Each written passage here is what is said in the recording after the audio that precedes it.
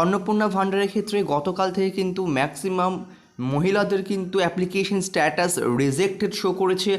অনেকের এরকমও খবরাখবর পেয়েছি যে আগের মাসে টাকা পেয়েছিল, এই মাসে টাকা পায়নি, কিন্তু অ্যাপ্লিকেশন রিজেক্টেড শো করছে। অনেকে টাকা অলরেডি পেয়ে গেছে কিন্তু তাও স্ট্যাটাস পেমেন্ট ফেলিয়ার শো করছে। তো হিউজ পরিমাণ অ্যাপ্লিকেন্টসের স্ট্যাটাস অ্যাপ্লিকেশন রিজেক্টেড শো করছে, এটা কিন্তু কখনোই পসিবল নয়। তো যারা অ্যাকচুয়ালি অ্যাপ্লিকেশন করেছিলেন এখনও পর্যন্ত টাকা পাননি, কিন্তু অ্যাপ্লিকেশন স্ট্যাটাস চেক করলে রিজেক্টেড শো করছে, প্রথমেই বলে রাখি এত চাপ নেওয়ার কিছু নেই। হয়তো সার্ভারের মধ্যে কোনো কাজ চলছিল, সার্ভারে গ্লিচ হয়েছে, ম্যাক্সিমাম ফিমেলদের কিন্তু এরকম উল্টোপাল্টা স্ট্যাটাস শো করেছে।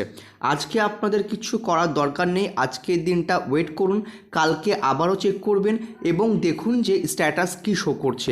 কারণ ওয়েবসাইটের মধ্যে হয়তো আপডেশন আসবে, এরপর ট্র্যাক অ্যাপ্লিকেশনের আলাদা কোনো অপশন আসতে পারে, হয়তো সার্ভারের মধ্যে কাজ চলছিল, সার্ভারে কোনো গ্লিচ হয়েছে, সেই জন্য এতজন অ্যাপ্লিকেন্টসের কিন্তু এরকম সেম স্ট্যাটাস শো করেছে। তো এখন চাপ নেওয়ার কিছু নেই, 1-2 দিন অপেক্ষা করুন। তারপরও যদি অ্যাপ্লিকেশন স্ট্যাটাস রিজেক্টেড শো করে, সেক্ষেত্রে আপনি আপনার সংশ্লিষ্ট যে অফিস রয়েছে, ব্লক অফিস হতে পারে, মিউনিসিপ্যালিটি হতে পারে, সেখানে যাবতীয় ডিটেলস নিয়ে যাবেন এবং সেখানে গিয়ে দেখা করবেন।